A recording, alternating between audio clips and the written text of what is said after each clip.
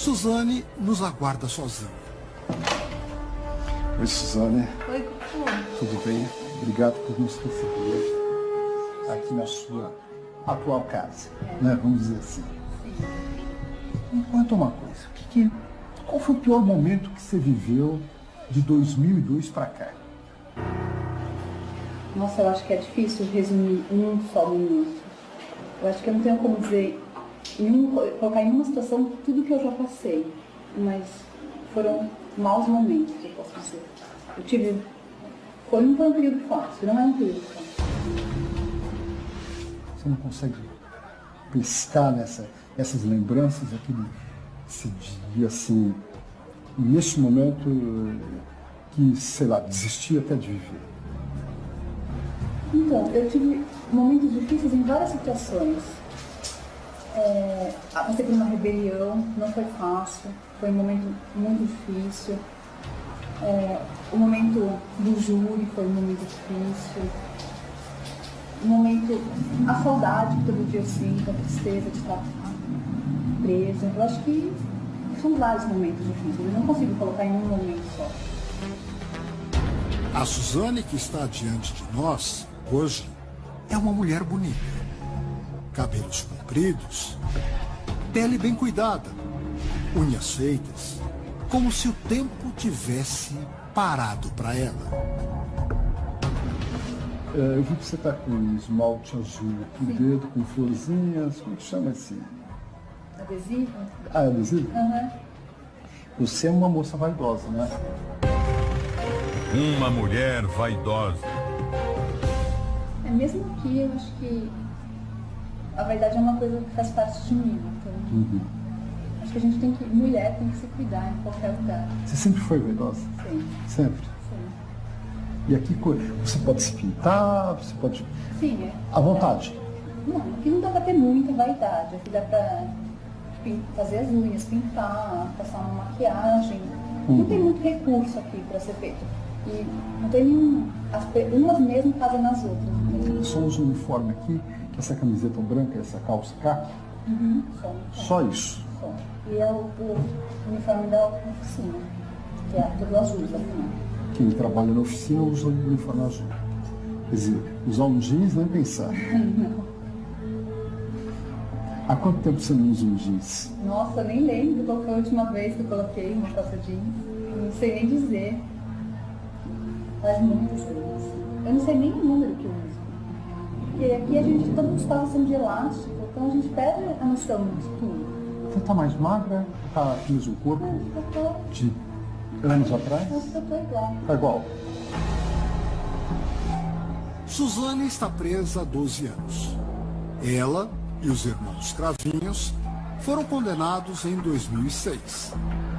A sentença: 39 anos de reclusão pelo assassinato dos pais de Suzane. O júri popular concluiu que ela, o ex-namorado Daniel e o irmão dele, Christian, planejaram a morte de Manfred e Marisia von Richthofen. Você está com quantos anos agora? 31. 31 anos. Você tem algum sonho para depois que você sair aqui da prisão? A vida na prisão. Acho que são mais sonhos do que planos, né? Porque eu ainda estou no regime fechado, eu ainda para poder sair da prisão eu tenho que passar pelo regime semiaberto, tem todo um trâmite para poder ir embora. Mas eu tenho vontade de trabalhar, tenho vontade de voltar a estudar, tenho sonhos, sim, tenho planos. Se você voltar a estudar, você pensa em estudar o quê? Eu fazia faculdade de Direito, mas agora eu teria vontade de fazer administração. Administração. Por quê? Eu tenho vontade de costurar. Eu aprendi na cadeia, eu aprendi a costurar. Hoje eu trabalho numa oficina de costura e eu aprendi a costurar. Então eu tenho vontade de colocar isso em prática lá fora. De costurar, eu gosto muito de costurar coisas para pet. Vamos pouco a pouco conquistando a confiança de Suzane. Se eu te falar que eu não estou sofrendo, é mentira, eu estou sofrendo. Eu sofri muito já e eu continuo. Não é uma coisa fácil estar aqui. Mas eu quero ter a chance de recomeçar. A justiça me deu uma sentença, eu estou pagando por ela. Mas eu quero ter a chance de um futuro. Eu quero ter uma chance de voltar a trabalhar.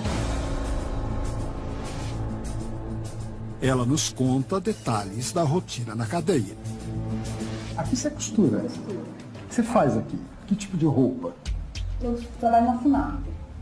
A FUNAP faz uniforme de preso, faz uniforme de AIVP, que são esses guardas que ficam na muralha, faz o uniforme do GIR, que é aquele grupo de intervenção rápida que entra nos presídios, tem a parte da DASPRE também, que é... O que é DASPRE?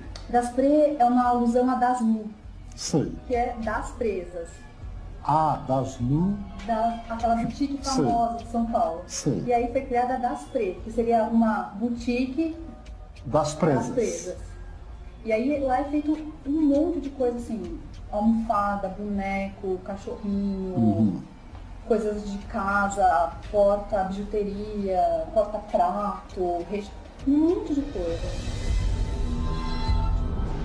A menina, que vivia cercada por itens de luxo, hoje precisa se contentar apenas com uma paródia da vida que um dia levou. Você ganha dinheiro? Ganho salário. Quanto por mês? 600 e pouco. E o que você faz com esse dinheiro? Então, aqui a gente tem uma parte do pecúlio. Então, o dinheiro não vem da minha mão. Mensalmente, a casa faz as compras para nós. Então, compra materiais de higiene, de primeiras necessidades, shampoo, condicionador, essas coisas. Algumas coisas de comer, açúcar, manteiga, chocolate, salgadinho, compras pela casa. E aí é descontada, vem uma folha pra gente com todos os itens que são... Quer dizer, o dinheiro que você ganha vai para um fundo. Sim. E com esse fundo você pode comprar As coisas que vendem aqui. as coisas que Pra eu poder me manter. que você normalmente não tem aqui. Sim. Pelo sistema. Sim, É isso. exatamente. Suzane conta que só quando foi parar atrás das grades descobriu o valor do trabalho. Eu nunca tinha trabalhado na minha vida.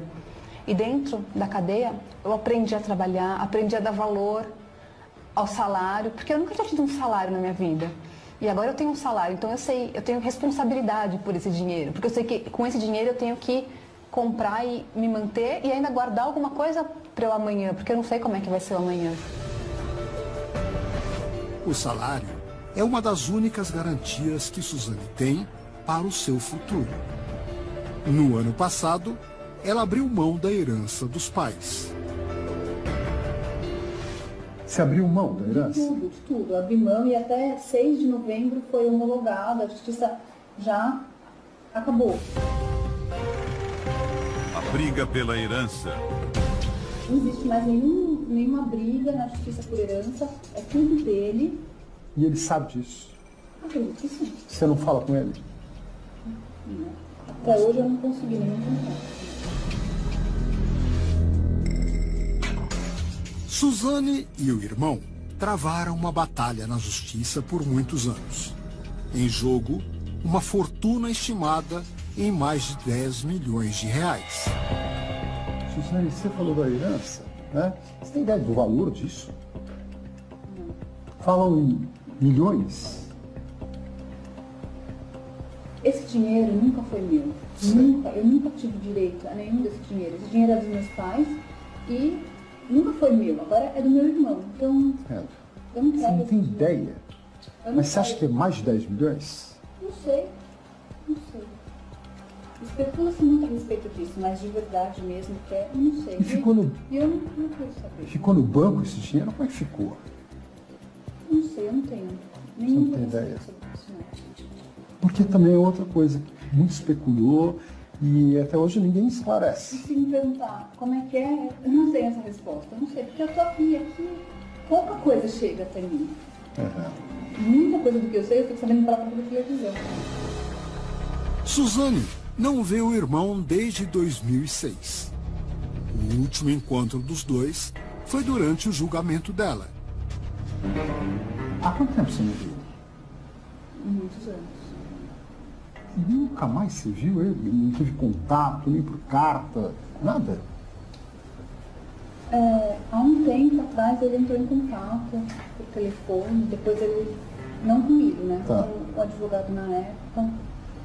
E ele manifestou, depois ele manifestou um interesse de vir aqui. Agora eu não sei até que ponto, assim, realmente é isso ou não é, entendeu? Entendo. Eu acho que em relação a ele, Deus sabe do meu coração, Deus sabe o bem que eu desejo a ele. O irmão. Ele era uma criança ainda, tudo bem, adolescente. Eu não sei o que aconteceu com ele depois de tudo isso, mas foi isso que ele me falou. Que ele não queria ficar longe de mim. E realmente, durante muito tempo ele foi me visitar. Quando eu estava em São Paulo, presa, ele ia de domingo me visitar. Que era uma coisa que era muito sofrido para mim também, porque ver o meu irmão entrando numa cadeia não é fácil. Passar por revista não é fácil. Todo aquele constrangimento de ir numa cadeia e a gente sabe que é um clima pesado, é um lugar triste, é um lugar de sofrimento e eu não queria isso para ele. Mas ele fez isso por mim. Ele foi por muito tempo me visitar. Mas um dia, as visitas pararam. A mágoa falou mais alto.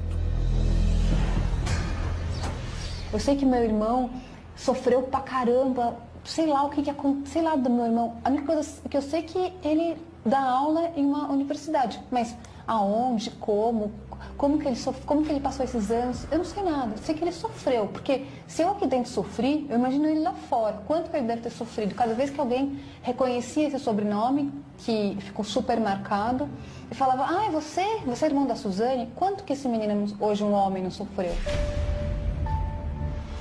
Eu sei que eu causei muito mal a ele. E eu queria que ele pudesse também me perdoar. Eu queria que ele também pudesse estar presente novamente. Suzane se lembra da conversa que teve com o irmão Andréas, quando o crime veio à tona. Quando ele soube de tudo, o que vocês conversaram? Eu pedi perdão para ele. Ele chegou para você e falou, você estava metida nisso. Sim. E eu falei, e ele falou, e eu contei tudo para ele, tudo que tinha acontecido. E sabe o que ele me falou? Ele falou assim, Su, porque ele me chamava de Su. Su, eu perdi meu pai, eu perdi minha mãe, eu perdi meu melhor amigo, porque ele tinha o Daniel como o melhor amigo dele. Eu não quero perder minha irmã. Eu te perdoo. Eu vou ficar com você.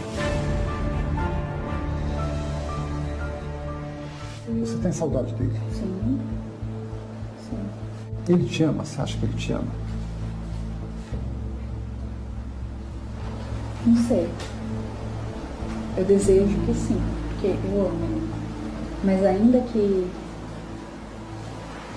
ele não me ame, eu continuo amando ele. E eu só desejo tudo de melhor que pode existir para mim. Se ele estiver nos assistindo agora, através dessa lente, dessa câmera, o que você diria para ele? Olhando no olho dele aqui. Eu te amo. Deus sabe o quanto eu te amo. Eu acho que...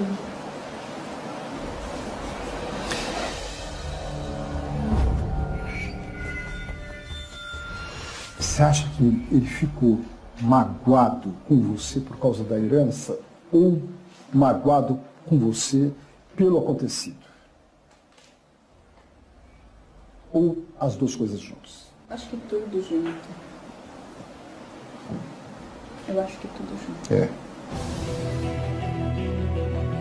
A imagem do irmão hoje faz parte de um passado distante. Eu quero, lógico, uma reaproximação com ele. Eu quero uma reconciliação com ele. É o meu sonho. Estar de novo com o meu irmão. Sim, ele faz falta. Faz. Sim, eu sinto saudades dele, sinto. Mas eu nem sei como que ele está hoje. Eu nem sei como ele é hoje. Nem fisicamente eu não sei como. Porque quando eu vi ele, ele era uma criança ainda. Agora ele já era um adolescente, ele tinha 15 anos. Hoje ele tem 27. Imagina a diferença, ele já é um homem. As revelações exclusivas. Pela primeira vez, Suzane aceita dar detalhes do crime.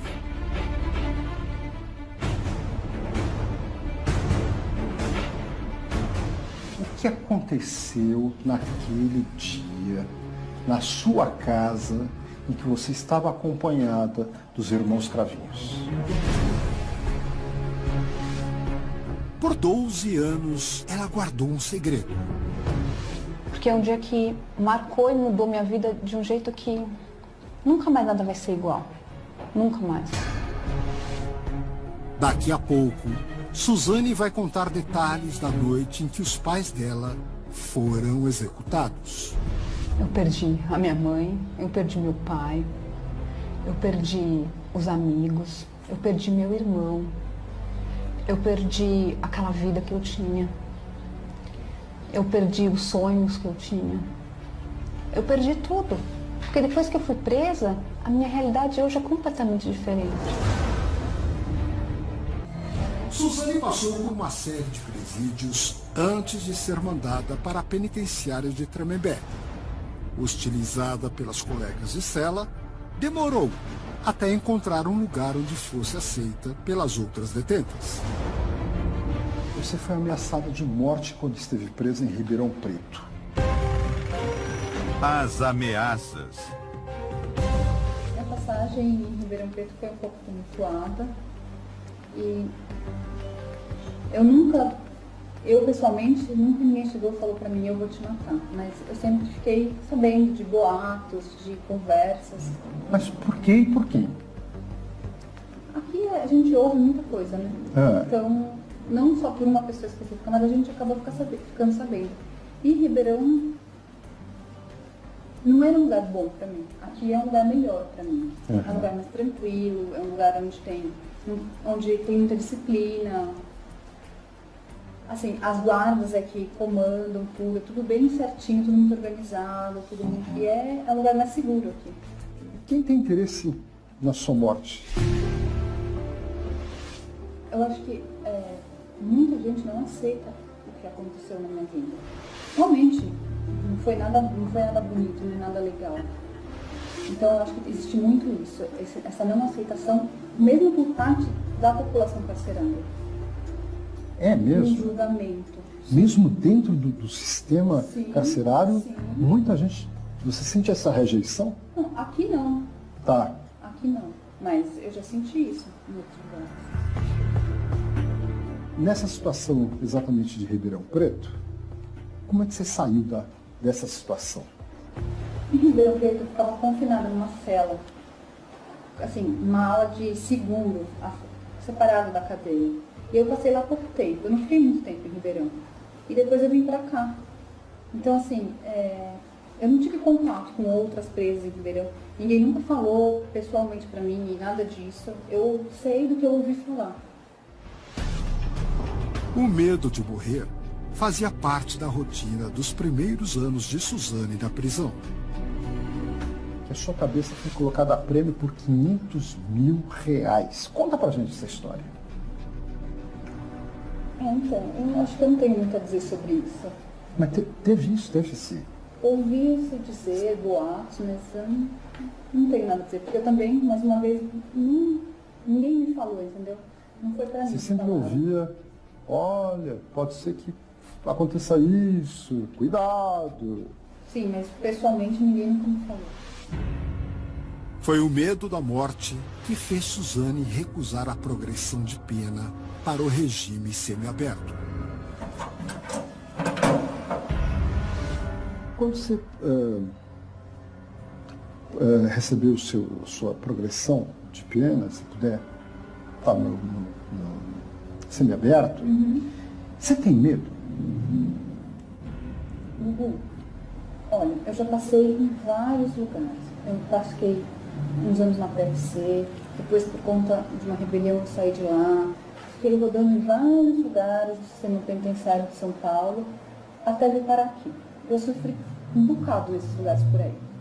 Aí aqui eu encontrei um lugar tranquilo, onde me respeitam, eu sou respeitada, respeito, tenho um espaço.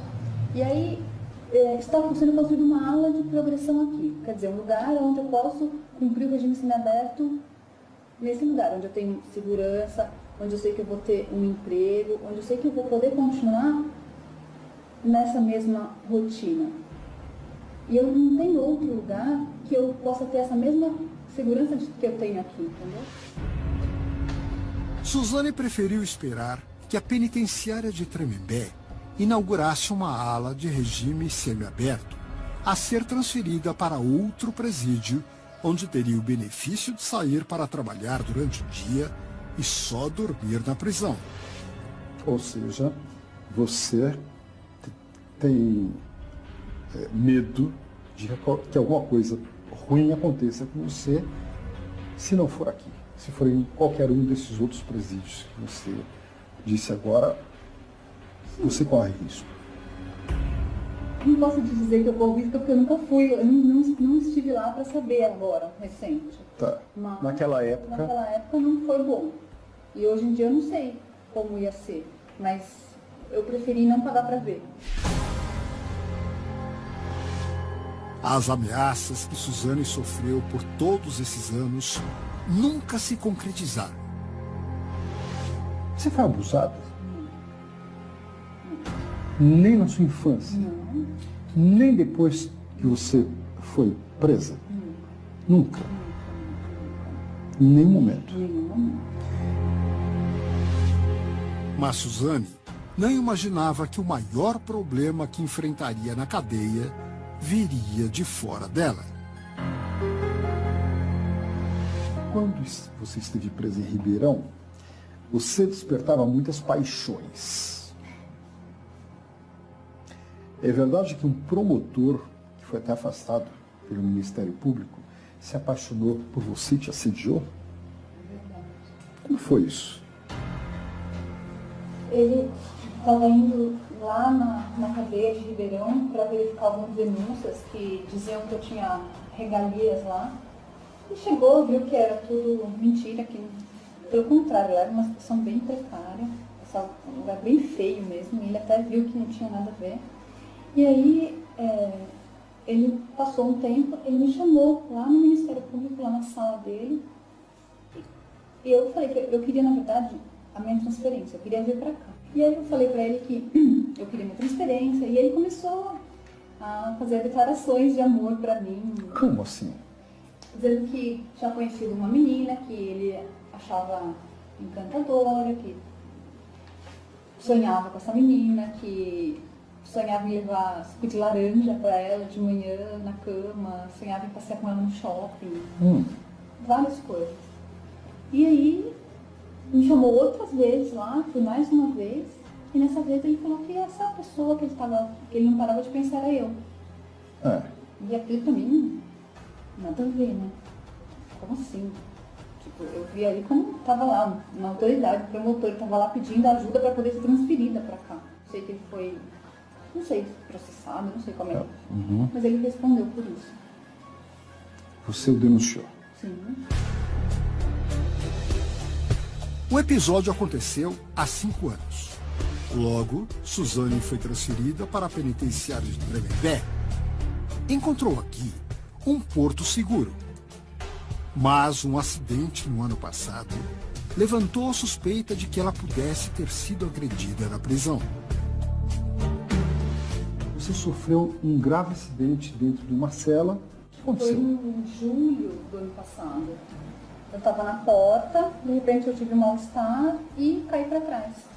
No que eu apaguei, desmaiei. E no que eu desmaiei, eu bati com a nuca bem na quina, assim, que as camas são de alvenaria. Eu bati com a nuca bem na quina da alvenaria. E o que aconteceu? Apaguei, não vi nada. Tanto que quem me tirou daqui foi o resgate. Veio o corpo de bombeiros com o resgate, me colocaram um colar cervical, maca e me levaram. Você desmaiou? Apaguei. E aí, em pronto-socorro, fizeram todos os exames, fiquei usando depois aquele colar cervical. E o médico até falou que eu tive muita sorte, que eu nasci de novo, que se fosse 2 centímetros mais para a esquerda, a pancada que foi, eu teria fraturado e eu poderia ficar tetraplégica. Então, você tem uma marca disso? Não. Não? Não, porque não chegou a cortar, foi só uma pancada muito forte. Ameaças. medo. 12 anos privada da liberdade. Suzane revela que o sofrimento de mais de uma década atrás das grades se torna ainda maior.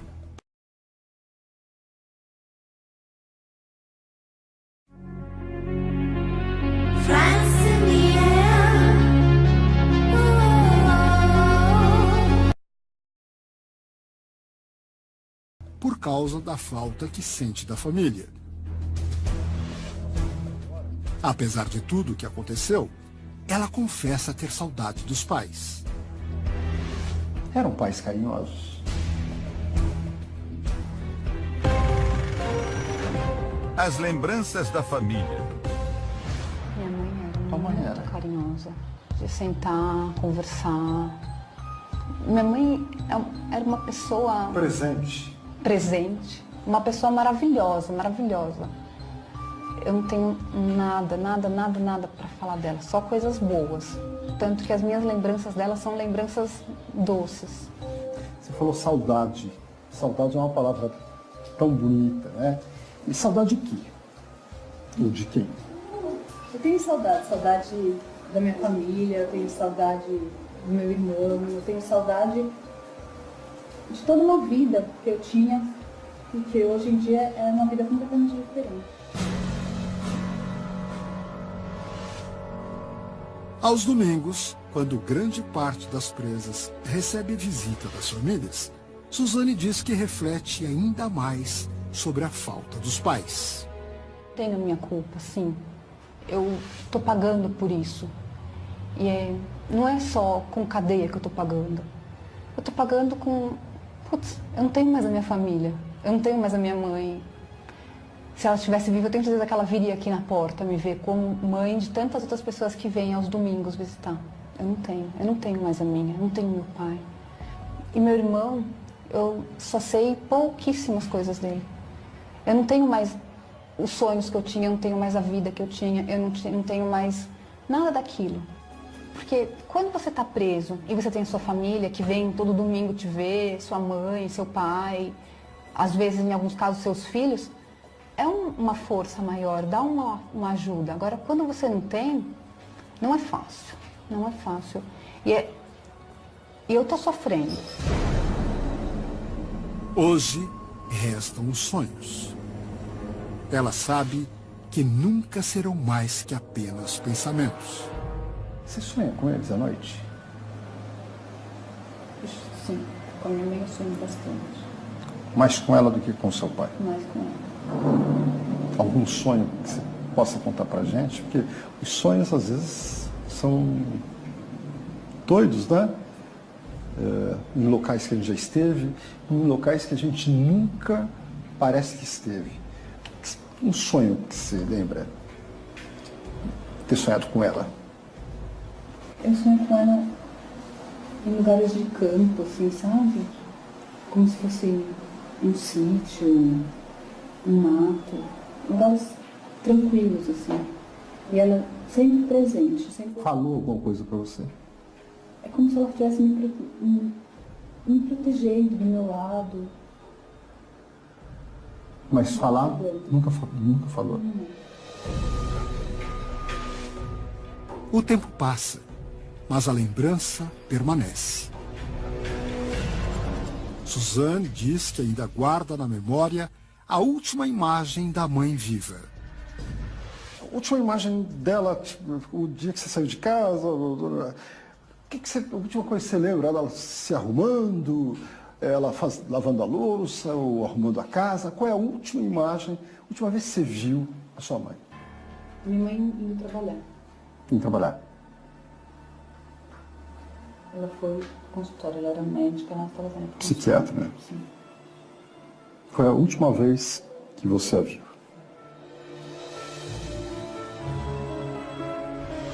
Eu tenho aqui uma fotografia que eu quero te mostrar.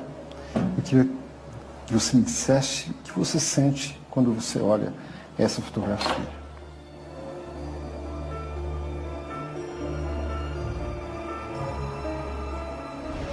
Saudades.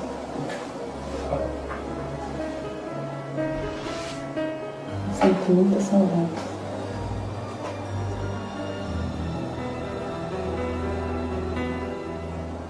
É uma parte de mim que não volta nunca mais. Que faz falta. Faz muita falta. Você lembra desse dia aqui? Lembro. Foi meu aniversário. O seu aniversário? De quantos anos? 18 anos. Verdade? Foi. A gente estava sentado aqui na sala, a gente ia jantar. E aí, um primo da minha mãe foi tirar a foto e foi um dia legal. E depois a gente saiu para jantar, para comemorar meu aniversário. Ah, vocês não fizeram festa em casa? Não. Vocês saíram para jantar? Isso foi antes.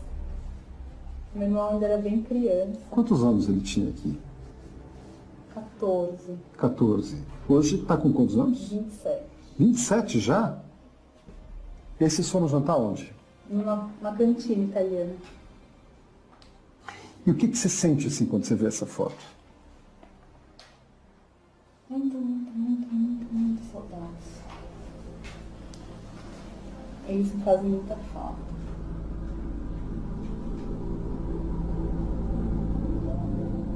Você não tem nada da sua mãe, então? Não tem um anel, um cordão, uma corrente, um brinco? Nada, absolutamente nada. Onde foi parar isso tudo, hein, Suzane? Eu não sei de nada. Porque aqui eu fico completamente à parte de tudo. Puxa. Então, eu não tenho notícias. As notícias que eu tenho são através da televisão. Porque há um tempo atrás mostrou umas imagens de como ficou tudo. Pela televisão que eu sei. A casa foi pintada, você sabe que a casa sabendo recentemente. foi reformada, Não sabia. foi vendida. Não sabia. Não sabia de nada disso. Eu não tenho notícias de nada. A casa onde os pais de Suzane foram assassinados permaneceu fechada por 12 anos, desde a época do crime. No final de 2014, a residência foi vendida e o imóvel foi reformado. Hoje, em pouco lembra o lugar marcado pela tragédia. Você viveu nesta casa há quantos anos? Pouquíssimo. Eu morava em outra casa. Ah, sim. Sim, essa casa a gente viveu 1 ano e pouco só. Foi recente. Foi, a gente morava numa casa lá no Campo Belo, ali perto. Uhum. Que foi onde eu cresci, toda a minha infância. Tá. Que, assim, as maiores recordações que eu tenho são desta outra casa, que eu passei praticamente minha vida inteira. E quando penso em alguma casa, não penso nessa, eu penso na casa onde eu cresci. A casa onde Suzane foi criada e morou quase toda a vida com os pais fica próxima ao local do crime. É dessa casa que ela diz lembrar quando pensa nos pais. Eu, por exemplo, quando penso no meu pai, já falecido, e penso na minha mãe, eu sempre lembro de alguma frase, né, do meu pai e da minha mãe. Você lembra alguma frase, olhando assim para a foto? Uma frase que te vem agora na cabeça, aquelas coisas de pai e mãe, sabe? Filha, cuidado com, né? Filha, cuidado com isso, cuidado com aquilo. O que vem na tua cabeça olhando assim para a foto da sua mãe e do seu pai? Eles me avisaram. Eles me avisaram que eu estava indo por um caminho errado. Falaram, filha, toma cuidado. Toma cuidado que você vai cair em buraco, vai afundar. E de fato, né? Eles tinham razão. Ela não deu ouvidos à mãe. Moro com Daniel. No Parque do Ibirapuera. No Parque do Ibirapuera. Ele fazia aeromodelismo lá. E meu irmão ganhou de aniversário um aeromodelo de presente. E aí minha mãe levou ele, porque sabia que lá no parque tinha. E aí quem me apresentou ele foi minha mãe. Olha só. A sua mãe que te apresentou? O Daniel, foi. Porque ele era instrutor? Sim. Ele que instruía todo mundo lá, ele dava aulas, ele era um dos melhores aeromodelistas lá no lugar. Então meu irmão iniciante, não sabia, tinha acabado de ganhar um aviãozinho, foi ver como é que era. E aí ele logo se prontificou a ajudar, a ensinar meu irmão como fazia, como que era, como que não era. E aí minha mãe levava meu irmão aos finais de semana lá. E eu não queria ir. Que programa chato, adolescente. Fazer o quê no Parque do Ibirapuera? Não quero ir. Ela, vai, Suzane, vai ficar com seu irmão, vai fazer companhia para ele não ficar lá, porque ela ia levá-lo e buscá-lo. Sem saber, Dona Marísia selava ali o próprio destino. Ele tem um amigo, tal, esse amigo dele chama Daniel, tal. Tá bom, eu vou. E comecei a ir para ficar com meu irmão, fazer companhia, e acabei conhecendo o Daniel. E a gente acabou se aproximando e acabamos começando a namorar. Isso eu nem tinha feito 15 anos ainda. Tinha acabado de fazer 15 anos, 14 para 15 anos, quando eu comecei a namorar com ele. Eu diria que então que a tragédia começou nesse dia, no dia que você conheceu o Daniel. Sim. Na época que você conheceu ele, você tinha quantos anos? 14 para 15. 14 anos? 14. E ele? 3 ou 4 anos mais velho. Ele já tinha 18. Ele já tinha carro. Mas vocês já viajavam? No começo, não. Chegaram a viajar? Sim. Mas eu menor de idade. E sua mãe deixava, seus pais deixavam você viajar? Não. Muita coisa eu fiz escondido. Muita coisa minha mãe não sabia. Porque minha mãe não gostava desse relacionamento. Então, muita coisa ela não sabia que acontecia. O casal fugia dos olhos observadores dos Richthofen, que não gostavam nem um pouco da relação de Suzane com Daniel. A sua mãe era psiquiatra. Psiquiatra. Seu pai engenheiro. Engenheiro. A sua mãe sendo psiquiatra, ela nunca podia imaginar uma coisa dessas, né? Sabe o que ela falava pra mim, Hugo? Diga. Que ela era psiquiatra no consultório, mas em casa ela era mãe. Ela só era mãe em casa. Então, eu acho que ela não analisou, sabe? Acho que casa de ferreiro, espeto de pau. Mas como psiquiatra, você acha que ela nunca analisou, Daniel principalmente? Sim. Ela não gostava dele. É assim, no começo, sim, porque foi ela que me apresentou. Sei. Mas como um amigo, como instrutor de aeromodelismo do meu irmão. Mas não como meu namorado, não como alguém para fazer parte da minha vida. Quando o meu relacionamento com ele começou a ficar sério, ela começou a conhecê-lo melhor, porque até então ele era apenas aquele instrutor do Parque do Ibirapuera, não era outra pessoa. E aí ela começou a conhecer quem era o Daniel, a vida dele em si. E aí ela passou a não gostar mais do meu convívio. E ela não gostando mais, começou a cortar esse relacionamento. Começou a cortar. E aí você e ele começaram a se revoltar. Sim, ia viver uma vida escondida, né? Porque eu queria ficar com ele. Que adolescente que não quer namorar escondido, porque a mãe não quer e dá uma fugida para namorar escondido. E eu namorava escondido com ele. O que te levou a cair nisso? Paixão?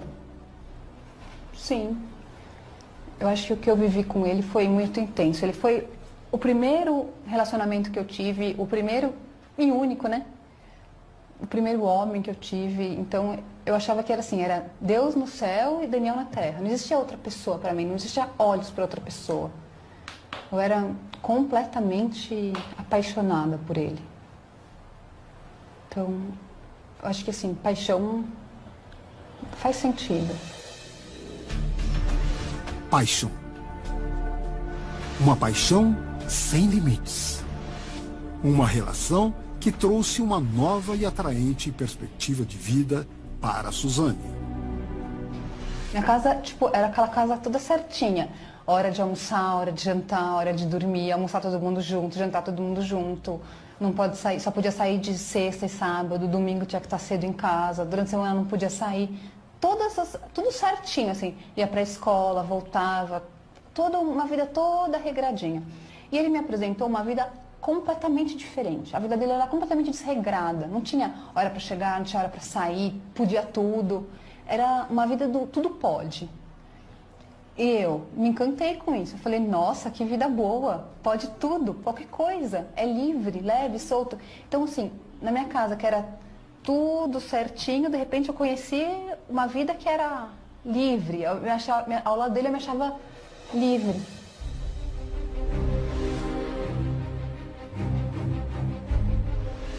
No início, a sensação de liberdade. Hoje, a realidade da prisão. No fim foi tudo mentira, né? Porque não era livre coisa nenhuma.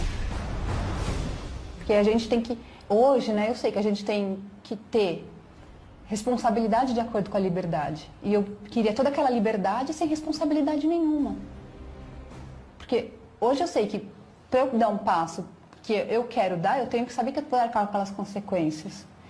Mas lá atrás não, nem pensava nas consequências. Eu queria viver essa liberdade.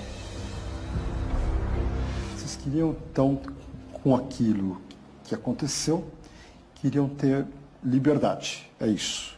Vocês foram buscar liberdade. O que seria, eliminando os dois, vocês teriam uma casa, teriam um carro e teriam dinheiro daí para frente. A verdade é essa. É isso. E, Gugu, o que eu descobri? Que eu perdi tudo. Dia 31 de outubro de 2002. Esse é o dia em que ela diz ter perdido tudo. A data de uma tragédia armada por Suzane, o namorado Daniel Cravinhos e o irmão dele, Christian Cravinhos. Suzane, eu sei que esse é um assunto que você nem quer falar, mas eu, como jornalista, tenho que te perguntar. O que aconteceu naquele dia, na sua casa, em que você estava acompanhada dos irmãos Cravinhos?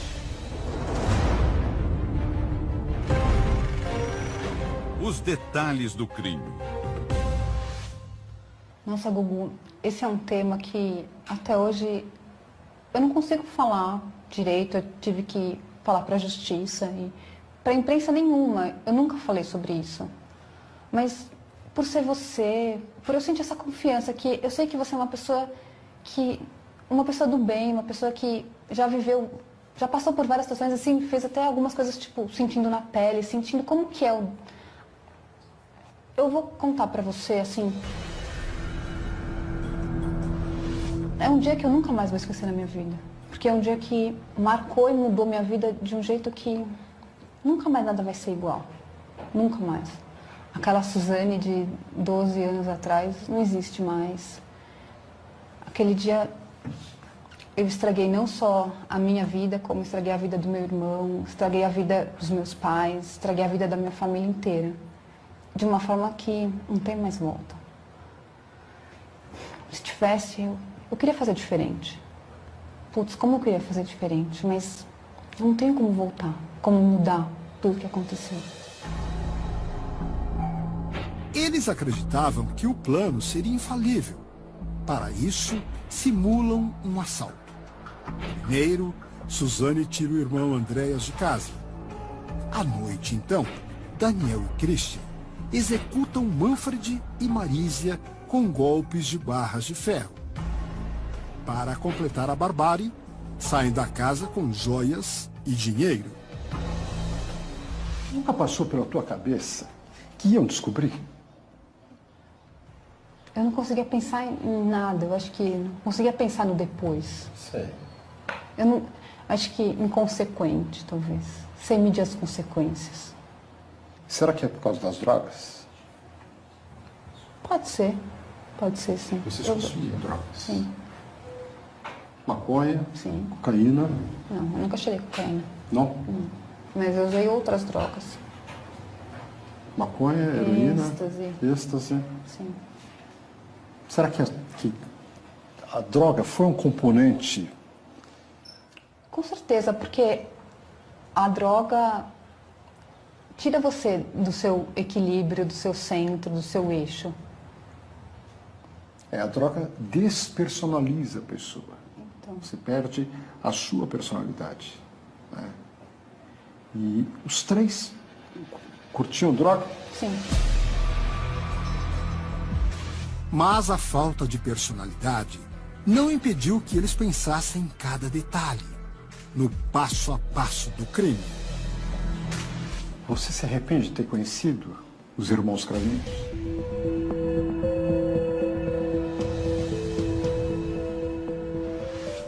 Sim. Eu não posso falar que a culpa é toda deles. Porque quando dois não querem, quando um não quer, dois não fazem. Esse é um momento tenso da entrevista. Suzane faz uma revelação inédita. Pela primeira vez, diz que as execuções foram planejadas. Nada aconteceu de uma hora para outra.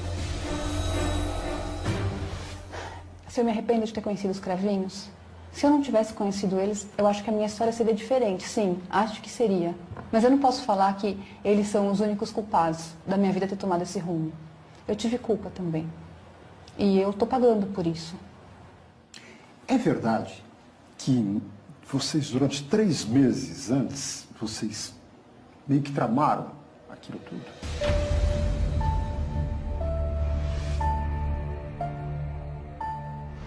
Não foi assim de um dia para o outro, nem de uma semana para outra. Não foi. Foi uma coisa que vinha amadurecendo na cabeça de vocês.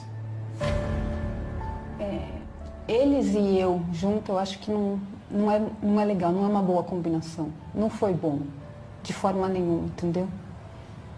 Não foi nada legal, tudo aquilo que aconteceu e tudo aquilo que realmente não foi na véspera que tudo foi resolvido. Outra revelação surpreendente. Suzane confessa que arquitetou o plano. Ela nunca antes havia assumido que ajudou a premeditar o crime. Até então, Suzane se dizia induzida pelos irmãos Cravinhos. Foi pensado o momento, a hora, o dia, a circunstância. Se você me perguntar, a ideia foi sua? Foi você que... Porque todos dizem que eu sou a mentora intelectual, que eu sou a cabeça de tudo. Não é verdade, Gugu. Você divide. Uma cabeça só não pensa em tudo. Assim, uma junção de coisas, é uma concorrência de ideias, sabe? Eu fiz parte. Eu fiz parte. Os três bolaram aquilo? Sim. Teve alguém que bolou mais do que o outro? Eu acho que o Christian sabia menos da situação. Mas, infelizmente, tanto Daniel quanto eu temos culpa nessa parte, sim.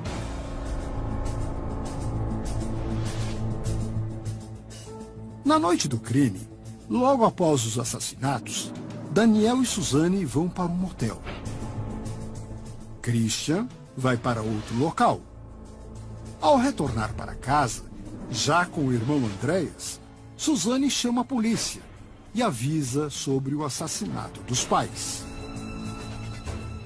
Isso é uma coisa que não tem como esquecer, não tem como não fazer parte. Faz parte da minha vida, faz parte da minha história. Eu lembro disso e eu me arrependo. Como eu me arrependo? Como eu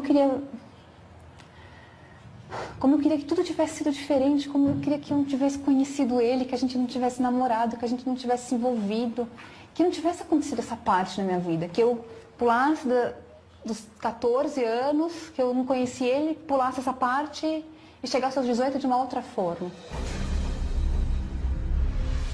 No enterro, lá estava Suzane ao lado do irmão. O choro desesperado dela marca o sepultamento. Acontece tudo o que aconteceu e o dia seguinte tem o enterro. Como é que estava a tua cabeça naquela hora?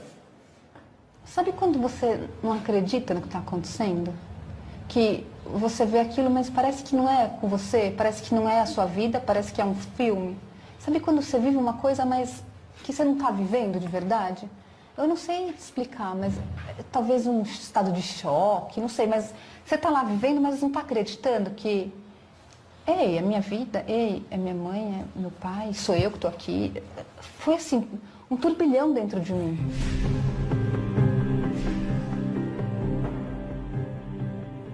A história contada pelos três logo é desmascarada pela polícia. Eles são descobertos, presos e condenados. Diz agora pra gente o que você gostaria que a sociedade, quem está nos assistindo, qual a impressão que você gostaria que tivessem de você, a Suzane hoje, a mulher que tem 31 anos, que está cumprindo o seu período de reclusão? Às vezes nem eu acredito que eu tenho 31 anos, né? Que eu fui presa, eu tinha acabado de fazer 19. Então já são 12 anos aí. E às vezes eu olho no espelho, nem eu acredito que passou tudo isso de tempo. Mas eu mudei muito.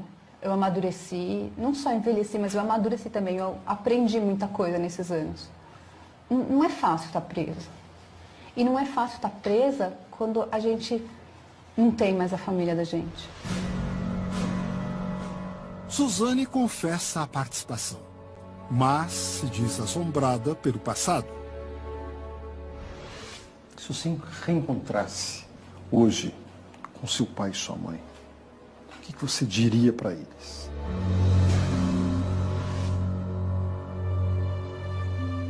Perdão, perdão, perdão, perdão. Vocês sempre tiveram razão. Quando minha mãe dizia que ele ia me levar para o buraco e eu não acreditava, eu ia falar para ela, você tinha razão, me perdoa, porque eu achava que eu sabia tudo, mas não sabia nada, vocês tinham razão, que ela sempre esteve certa. Eu ia pedir que eles me perdoassem, eu ia querer abraçá-los e eles fazem falta, muita falta. É muito difícil, Gugu, você viver uma vida sabendo que você não tem uma parte da sua... Porque eles fazem parte de mim e eu não tenho essa parte por minha própria culpa. Não é por culpa de ninguém, é a minha culpa. A culpa divide espaço com os sonhos de retomar a vida. Suzane agora revela sua intimidade. Conta que hoje se relaciona com a companheira de prisão, Sandra Gomes. Quando é que foi que você descobriu que você podia se relacionar com uma mulher? Eu me aproximei. A Sandra e eu, a gente começou sendo duas amigas. Você diria que ela te paquerou? Acho que sim. Como é que foi essa conquista da parte dela? Não, aí você tem que perguntar pra ela, porque ela que tem que contar essa parte. Vamos chamá-la para entrevista?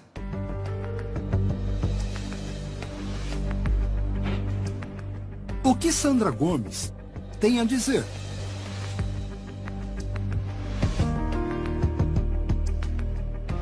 A Suzane teria sido pivô da sua separação com a Elise Matsunaga. Isso é verdade? Já mexeram com ela? Como as duas se conheceram? Agora eu quero saber o seguinte. Sandra. Por que ela aceita conceder essa entrevista ao lado de Suzane? Vocês estão com medo dessa entrevista? Pela primeira vez, Sandra e Suzane contam os fatos por trás de uma relação que chamou a atenção de todo o país.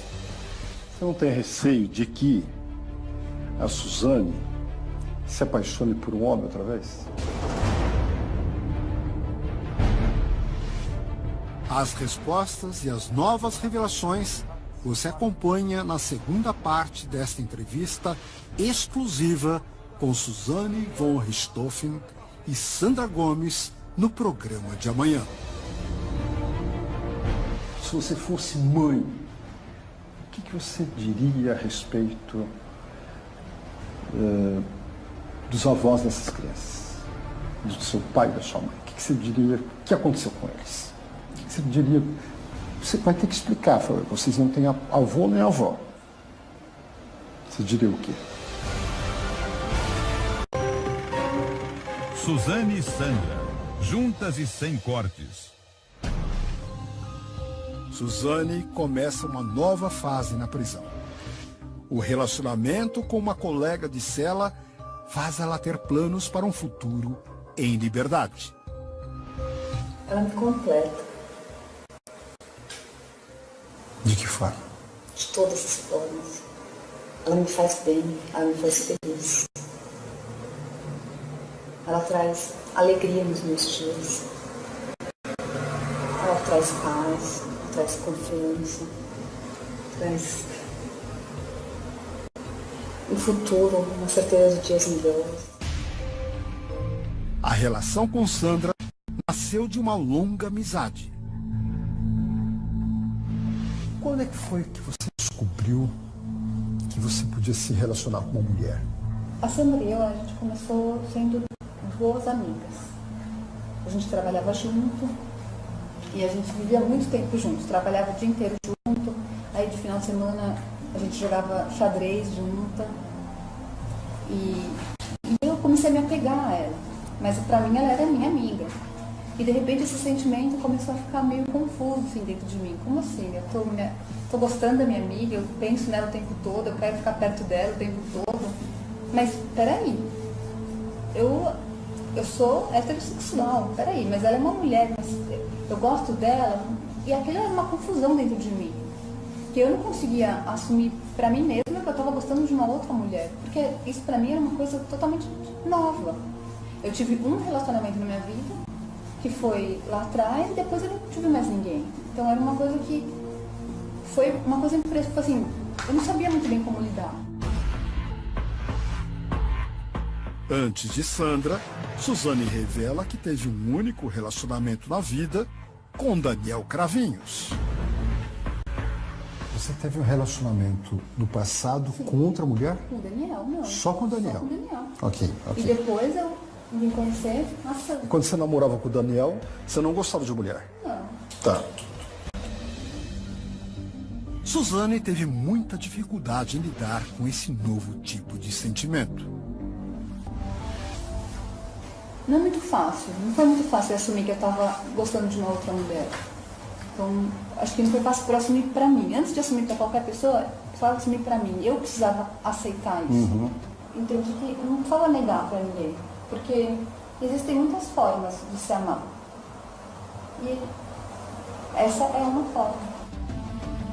O relacionamento com Sandra veio à tona na época em que ela desistiu da progressão de pena para o regime semiaberto. Você desistiu do semiaberto para ficar com a Sandra? Mesmo porque ela poderia ir, se eu fosse para um semiaberto, ela poderia ir também, porque ela também está. Ela também está? Sim, na está mesma em condição? Época, ela está em época de ir para o semiaberto. Ela está Certo. com pedido lá, então ela poderia ir como agora. Ela pode ir e pode ser que eu não vá ainda enquanto não inaugura aqui. E se isso acontecer? Ela tem que seguir a vida. Isso não quer dizer que a gente vai se separar. Só que a gente tem que seguir a vida, tem que continuar.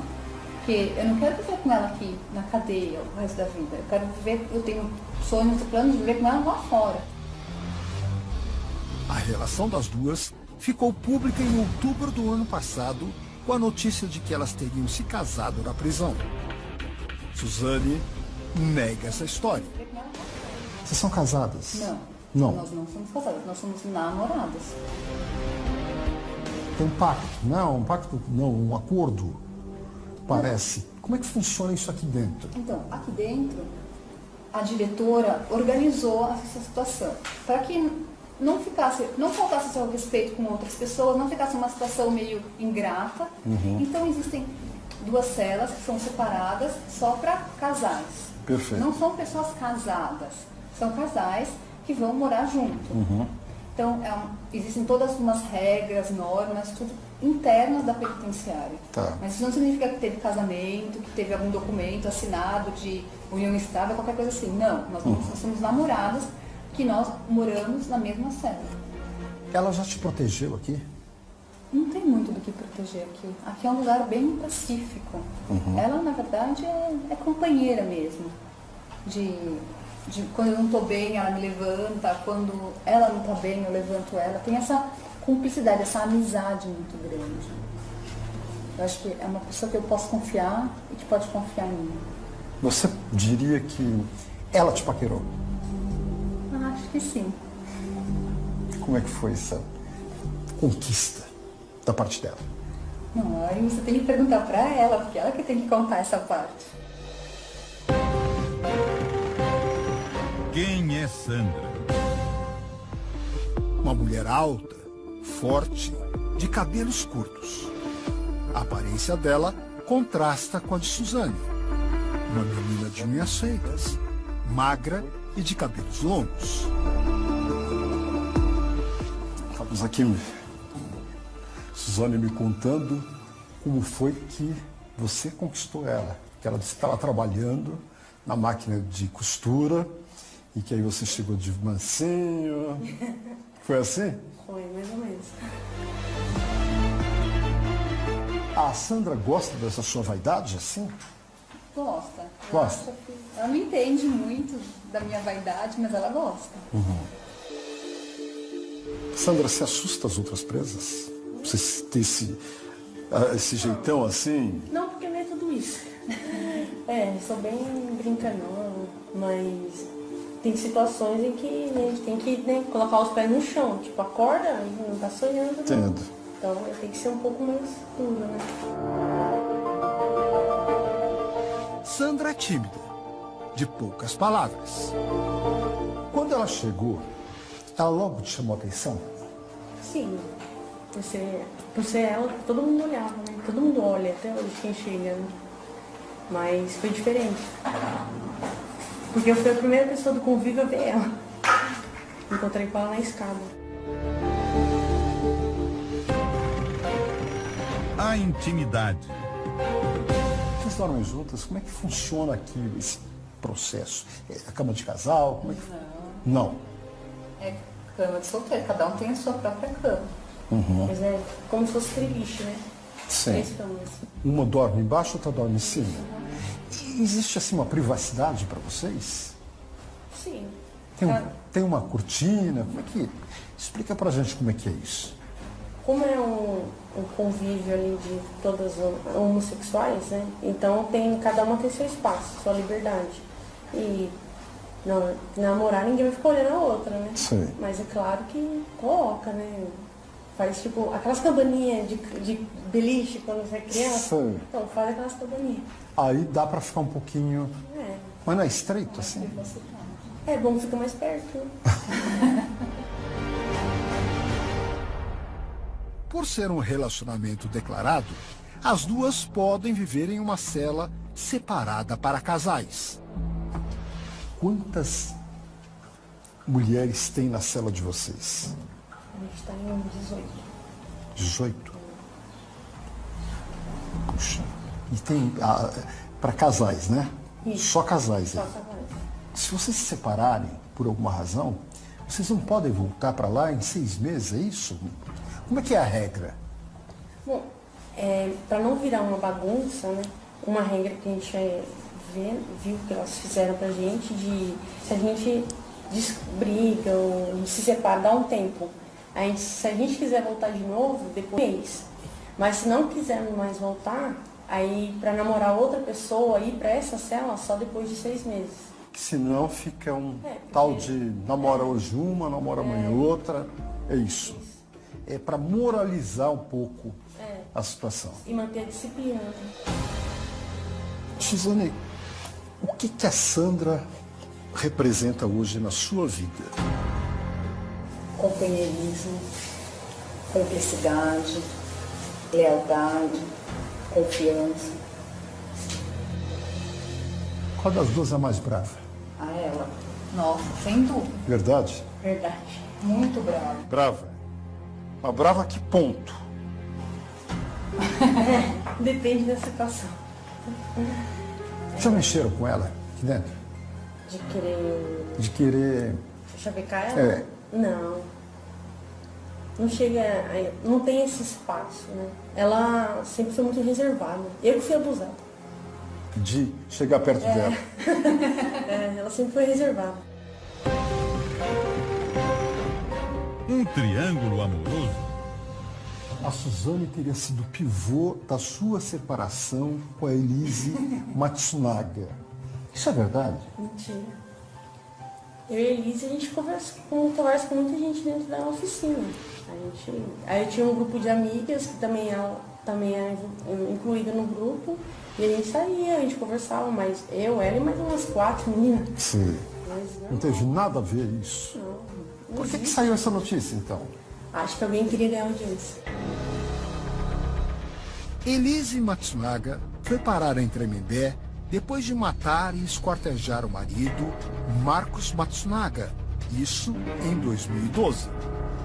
Ela e Suzane não são as únicas presidiárias famosas de lá. Ana Carolina Jatobá, condenada pela morte da enteada Isabela, também cumpre pena no presídio. E a Elise tá nesse quarto de vocês? Não. Não? Então ela não tá namorando ninguém. Não, a vida dela é uma coisa. Tá. Sandra se relacionou com outras presas antes de namorar Suzane. Houve, então, uma reciprocidade imediata. Eu fico pensando, vocês se conhecem há quanto tempo? Vocês estão juntas há quanto tempo? Então, a gente se conheceu em 2006, né? 2007, quando eu vim pra cá. E aí a Sandra namorava outra menina, e aí ela foi embora, e aí a gente acabou se aproximando, né? A gente ficou muito amiga, depois a gente acabou se envolvendo. Mas você imaginava, sendo ela heterossexual até então, você imaginava que você ia conseguir Não, chegar nela? não. Foi assim, um dia que eu falei, não aguento mais, eu tenho que falar. Ah, você falou. Aí eu falei. Você disse o que pra ela? A gente tava jogando xadrez, daí eu falei pra ela, se você não quiser mais falar comigo, eu vou te entender, mas eu sei que a gente é amigo, mas eu tô apaixonada por você. Na lata, assim. Na lata. E o que ela te disse? Ela começou a tremer. E aí? Quando eu fico nervosa, eu tremo. Aí eu falei, não, desculpa, eu não devia falar isso, não, esquece. Ela falou, não, calma. Aí ela respirou, ela falou, eu também. É loucura, mas eu também. E se você sair? Você deixar a menina aqui? Mas agora é diferente. Agora ela me assumiu. Antes eu era uma sombra. Eu era escondido, ninguém podia saber. Ela não admitia pra ela mesma. Agora não, agora é diferente, agora é de verdade. Por aí, segurei. Nós vamos continuar a ver esta matéria, porque eu estou com uma pessoa importante aqui no Nacional. Vai dizer breves palavras, mas está analisando com muita profundidade as palavras da Suzane e também da sua companheira. Já voltamos, depois do intervalo.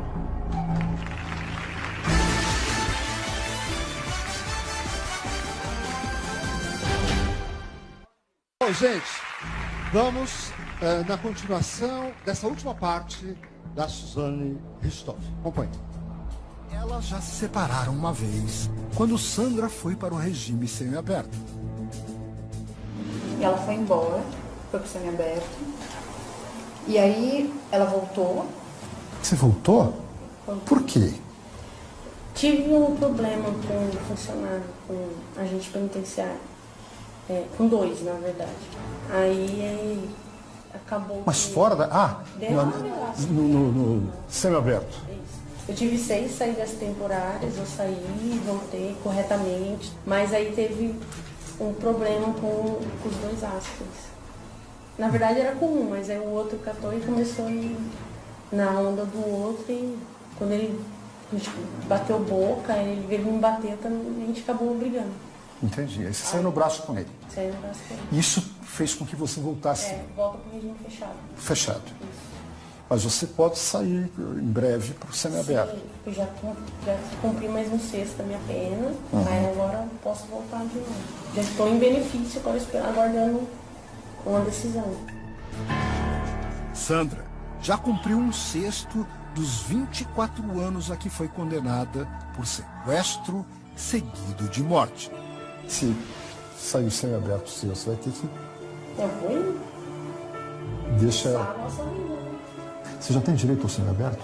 Então, vai ter que ser feito um novo pedido. Como eu abri mão aquela vez, por conta do semiaberto que está sendo construído aqui, Sim. quando ficar pronto o semiaberto aqui, que está prestes a ser inaugurado, aí vai ser feito um novo pedido, e se a justiça concordar, aí eu vou para o semiaberto. Que isso vocês poderiam ir para o mesmo semiaberto? Sim. Esse é o desejo de vocês? Bem mais... Seria bom se fosse. Agora, se ela ganhar o semiaberto primeiro e não estiver pronto aqui, ela deve ir para outro lugar. E o nosso relacionamento continua. A Entendi. distância, mas continua. E aí, quando ficar pronto aqui, se a justiça me conceder novamente, aí eu vou para cá. E a gente vai continuando o nosso relacionamento. Porque a gente planeja uma vida juntas. A gente não é um amor de cadeia. A gente quer conviver juntos, a gente quer fazer uma vida juntos. O casal abre o jogo. Em uma única palavra, Sandra, como você define a Suzane? Meiga. E você, Suzane? Como é que você define a Sandra? Leal. A Sandra é extremamente leal, extremamente fiel a si própria, fiel àquilo que ela acredita, fiel, não só fiel como num relacionamento, mas fiel a todos os ideais dela. É uma pessoa muito leal a isso, ao que ela se propõe a fazer. Agora eu quero saber o seguinte. Sandra,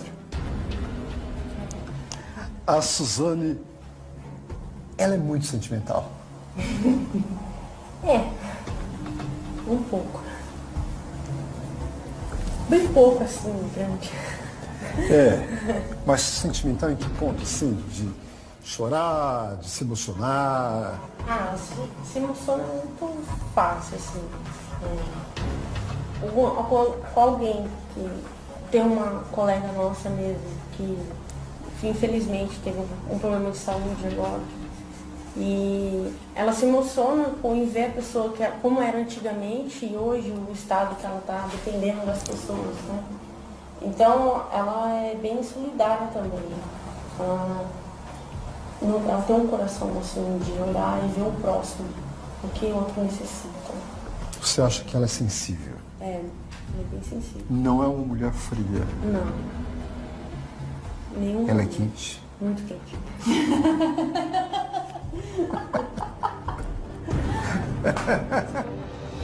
Elas nos contam detalhes da intimidade do casal.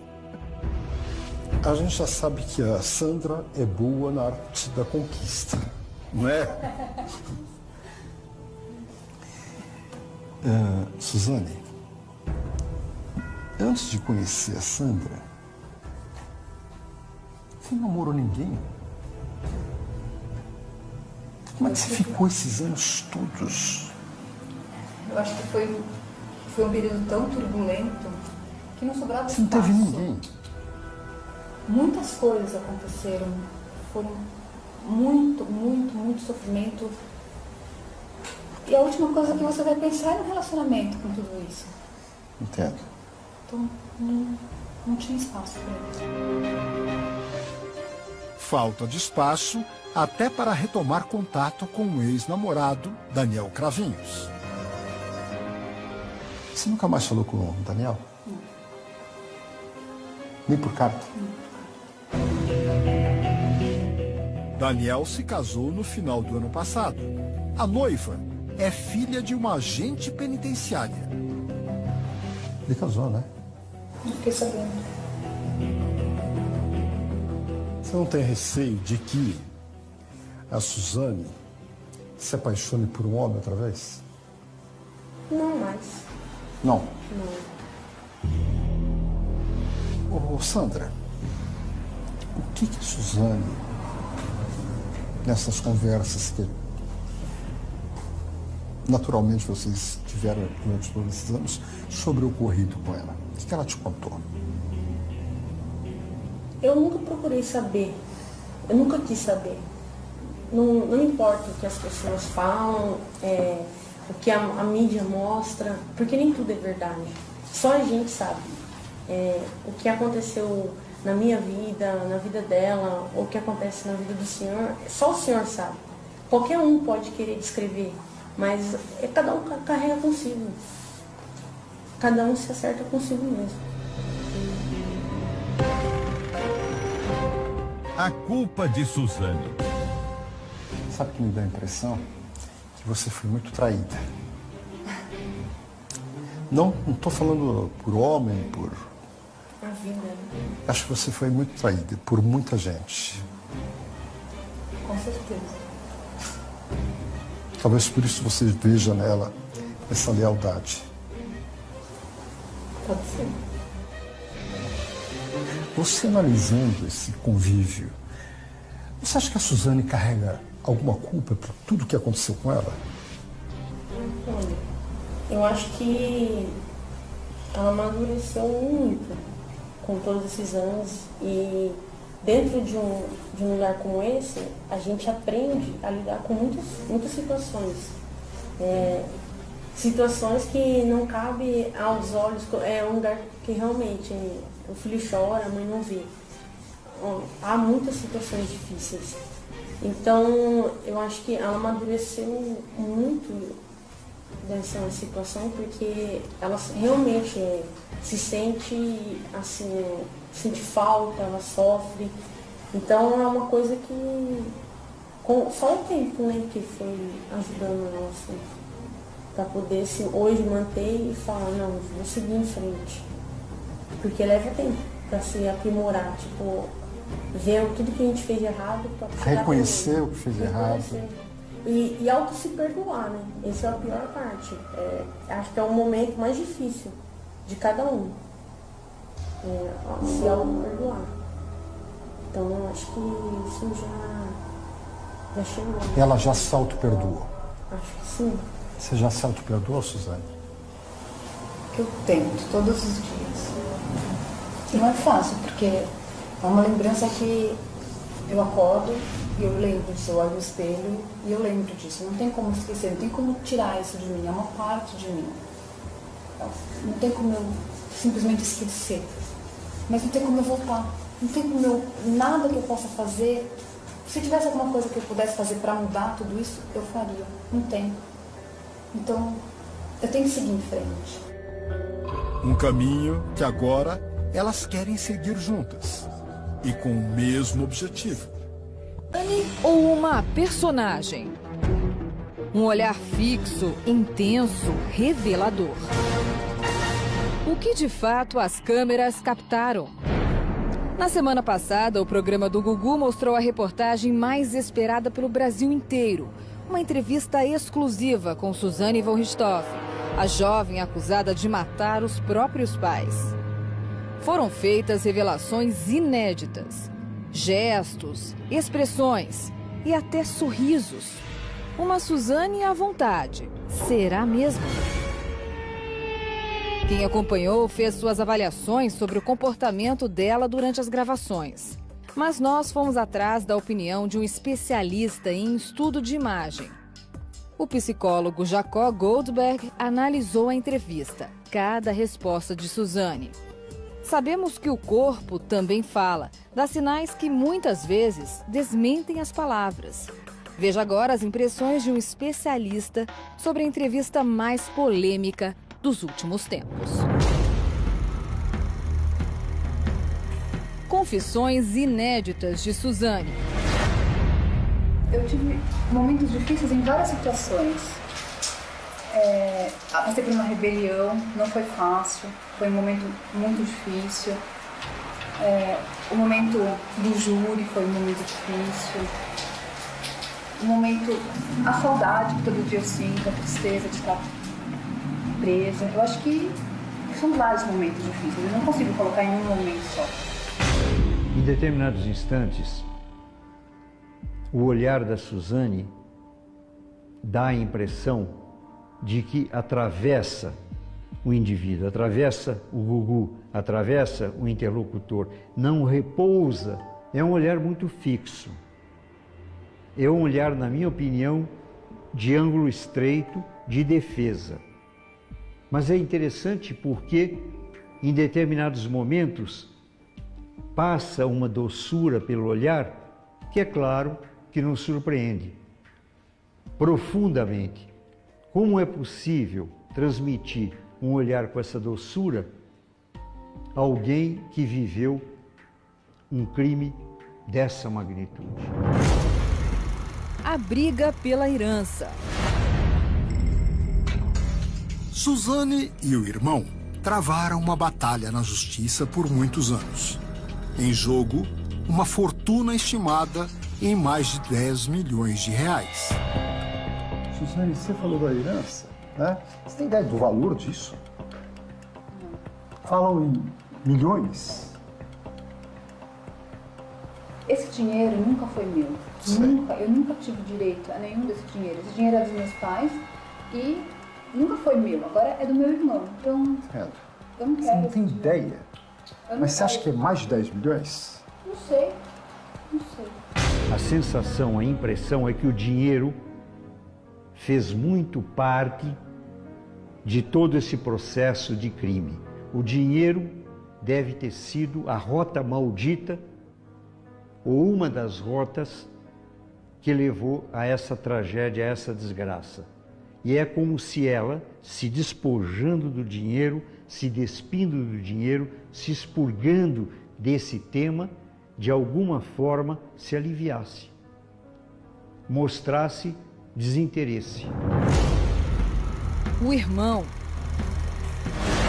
Eu sei que meu irmão sofreu pra caramba, sei lá o que aconteceu, sei lá do meu irmão. A única coisa que eu sei é que ele dá aula em uma universidade, mas aonde, como que ele sofreu, como que ele passou esses anos, eu não sei nada. Eu sei que ele sofreu, porque se eu aqui dentro sofri, eu imagino ele lá fora. Quanto que ele deve ter sofrido? Cada vez que alguém reconhecia esse sobrenome, que ficou super marcado, e falava, ah, é você é irmão da Suzane? Quanto que esse menino, hoje um homem, não sofreu? Eu quero uma reconciliação com ele. É o meu sonho, estar de novo com o meu irmão. Sim, ele faz falta, faz. Sim, eu sinto saudades dele, sinto. A leitura que eu faria das expressões que ela faz quando ela se refere ao irmão dela é como se fosse quase o irmão que eu tive num mundo que acabou. Num outro universo existe um repasse de tristeza profunda e de resignação. Acabou. Irmão, me deu a impressão que, num determinado instante, conversando com o Gugu, que ela talvez fosse perguntar, mas eu tive um irmão? Me deu a impressão que essa necessidade eventual de um perdão, de um carinho, é mais, talvez, uma demanda social, cultural. O que passa para mim é muito mais uma sensação, é um outro mundo, esse irmão é de uma outra Suzane que não existe mais. O namoro com Daniel. Tinha acabado de fazer 15 anos, 14 para 15 anos, quando eu comecei a namorar com ele. Eu diria que então que a tragédia começou nesse dia, no dia que você conheceu o Daniel. Sim. Na época que você conheceu ele, você tinha quantos anos? 14 para 15. 14 anos? 14. E ele? Foi meu... Ele é, acho que 3 ou 4 anos mais velho. Ele já tinha 18. Ele já tinha carro. Mas vocês já viajavam? No começo, não. Chegaram a viajar? Sim. Mas eu menor de idade. E sua mãe deixava, seus pais deixavam você viajar? Não. Muita coisa eu fiz escondido. Muita coisa minha mãe não sabia. Porque minha mãe não gostava desse relacionamento, então muita coisa ela não sabia que acontecia. Quando ela fala do namoro dela com o Daniel, é um dos momentos mais marcantes em que a gente tem a sensação de que ela fala de uma terceira pessoa. A impressão que me deu o tempo inteiro é que ela ia perguntar para o Gugu, mas Daniel, quem é Daniel? Quer dizer, é como aquelas pessoas que olham um álbum de fotografia e têm dificuldade de reconhecer. Mas eu estava aí mesmo, é? E o fulano estava aí, e quem é esse Beltrano aqui? É uma tentativa de se distanciar de fatos muito dolorosos. E existe uma ideia que é a necessidade que nós temos de lembrar. Mas é muito importante também dizer que nós também temos necessidade de esquecer certos fatos. As lembranças de família. Uma frase que tive agora na cabeça, aquelas coisas de pai e mãe, sabe? Filha, cuidado com, né? Filha, cuidado com isso, cuidado com aquilo. O que vem na tua cabeça olhando assim para a foto da sua mãe e do seu pai? Eles me avisaram. Eles me avisaram que eu estava indo por um caminho errado. Falaram, filha, toma cuidado. Toma cuidado que você vai cair no buraco, vai afundar. E de fato, né? Eles tinham razão. Quando ela falou da advertência da mãe, que é a advertência que as mães fazem para os filhos e principalmente para as filhas, que tome cuidado com os perigos e os riscos da vida, com os precalços da vida, ela se refere a um buraco e ela olha para baixo. Isso chama muita atenção. É o abismo profundo da intimidade dela, que, na minha opinião, ela tem pânico de enxergar. E é compreensível. Porque este abismo, eu não sei se alguém é capaz de encarar e continuar com a sanidade mental e continuar vivendo. Eu queria que você me dissesse o que você sente quando você olha essa fotografia.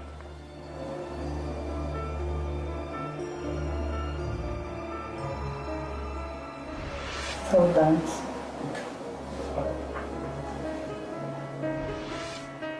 Sinto muita saudade.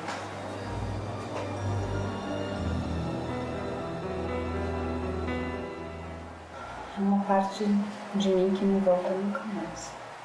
Que faz falta. Que faz muita falta. Você lembra desse dia aqui? Lembro. Foi meu aniversário. O seu aniversário? De quantos anos? 18 anos. Verdade? Foi. A gente estava sentado aqui na sala, a gente ia jantar. E aí, um primo da minha mãe foi tirar a foto e foi um dia legal. E depois a gente saiu para jantar, para comemorar meu aniversário. A gente tem a percepção de um distanciamento que não é cronológico, não é uma questão de tempo. É como se fosse, talvez, um mecanismo de defesa, um mecanismo de evasão, de fuga, diante do que aquela fotografia traz. Aquela fotografia provavelmente evoca lembranças profundas. E será que ela quer conviver com essas lembranças? Ela mesmo, várias vezes na entrevista, deixa muito claro que é uma parte dela que terminou, que acabou, que morreu. É a maneira que ela está encontrando para sobreviver. As ameaças. Nunca ninguém chegou e falou pra mim, eu vou te matar. Mas eu sempre fiquei sabendo de boatos, de conversas. Mas por quê e por quem? Aqui a gente ouve muita coisa, né? Então, não só por uma pessoa específica, mas a gente acaba ficando sabendo. E Ribeirão não era um lugar bom pra mim. Aqui é um lugar melhor pra mim. A tanatofobia, que que é o medo e o pânico da morte, está muito próximo da biofilia. São duas faces da mesma emoção e do mesmo sentimento. Existe em todos nós um impulso de morte e um impulso de vida. É claro que houve um instante, quando ela participou, segundo ela mesma, desse crime, que o impulso de morte foi superior. Então ela deve, sim, muito certamente, ter medo de ser outra vez engolfada e ser vítima disso. Vítima e agente. Suzane e Sandra, juntas e sem cortes. Você acha que ela é sensível? É bem sensível. Não é uma mulher fria. Não. Nenhum. Ela é quente? Muito quente.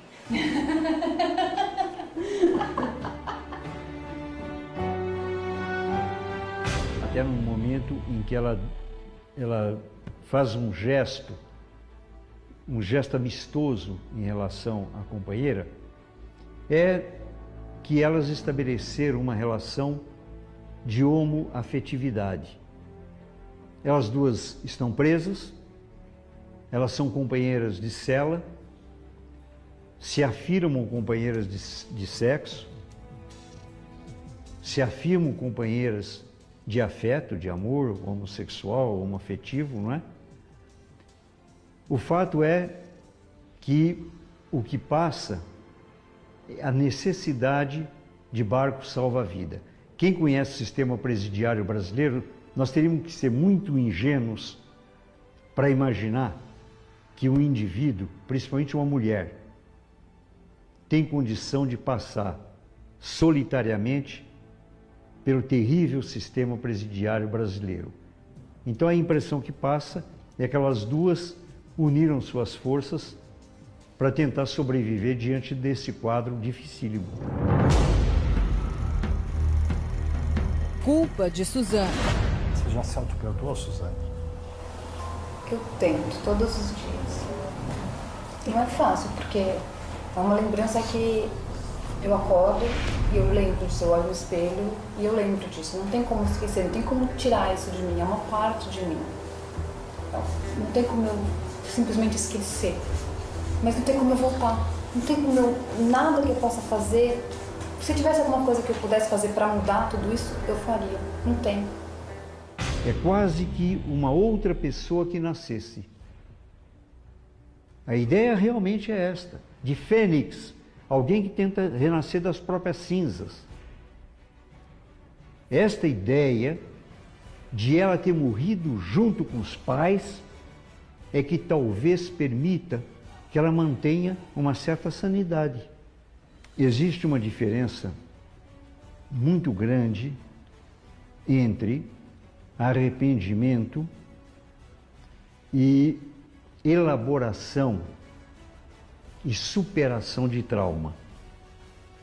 A impressão que dá é que ela faz um grande esforço em termos de superar esse trauma, e a sensação é que ela consegue razoavelmente passar isto. A sensação, de qualquer maneira, é que ela procura, e dá essa impressão, o beneplácito da sociedade, que ela procura, de alguma maneira, enterrar o passado e prosseguir a sua vida.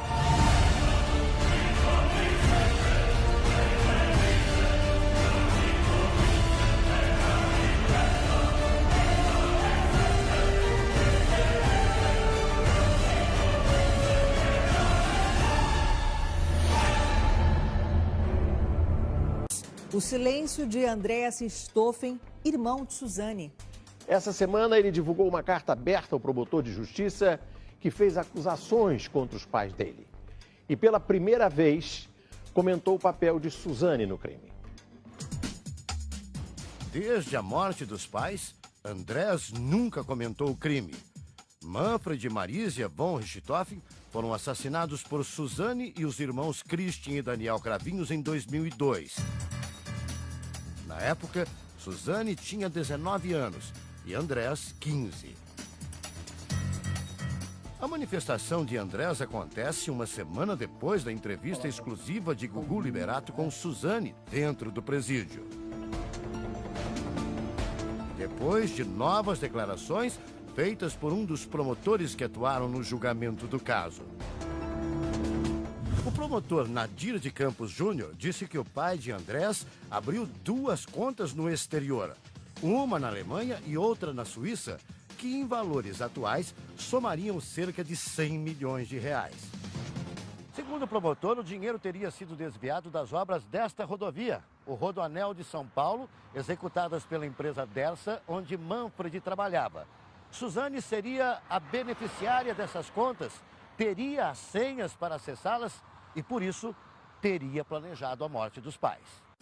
A resposta de Andrés veio em forma de uma carta entregue na quinta-feira à Rádio Estadão. O senhor faz diversos apontamentos referindo a um suposto esquema de corrupção do qual meu pai, Manfred Albert von Richthofen, teria participado e cujos resultados seriam contas no exterior em enormes montantes. Gostaria que o senhor esclarecesse essa situação. Se há contas no exterior, que o senhor apresente as provas, mostre quais são e onde estão, pois eu também quero saber e entendo que sua posição e prestígio o capacitam plenamente para tal. Em outro trecho, Andrés afirma que se não há comprovação do crime, é melhor manter silêncio. Se isso não passar de boatos maliciosos e se não existirem provas, que o senhor se retrate e se cale a respeito, para não permitir que a baixeza e crueldade deste crime manche erroneamente a reputação de pessoas que nem estão aqui para se defender. Meus pais Manfred Albert e Marísia von Richthofen. Além da carta, Andrés gravou uma breve declaração. A carta não é contra ninguém, ela é simplesmente endereçada ao oficial, o promotor, procurador, eu não sei qual é, Nadir de Campos Júnior, que vem se referindo constantemente à minha família e eu não tenho certeza se tudo que ele fala é verdade.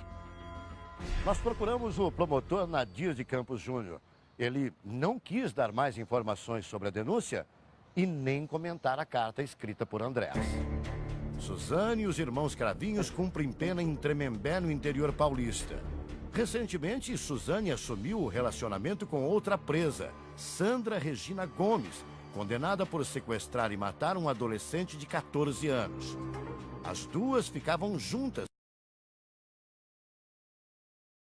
para casais homossexuais. Esta semana, Suzane perdeu a companhia porque obteve o benefício do regime semiaberto e foi transferida para outro presídio.